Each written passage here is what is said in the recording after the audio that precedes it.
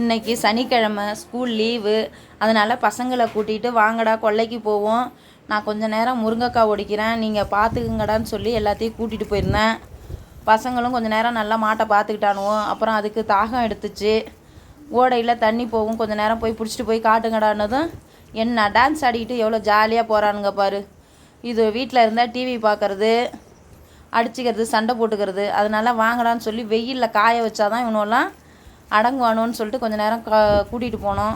கிராமத்தில் உள்ள நிலமெல்லாம், கிராமத்தில் உள்ளவங்க ஆடு மாடு வச்சுருக்கவங்க நிலமெல்லாம் இப்படி தான். கொஞ்சம் நேரம் கூட போய் உட்கார முடியாது, வர முடியாது. காலையில் பால் கறக்கணும், கொஞ்சம் சாயந்தரம் வந்தால் பால் கறந்து ஊற்றணும்.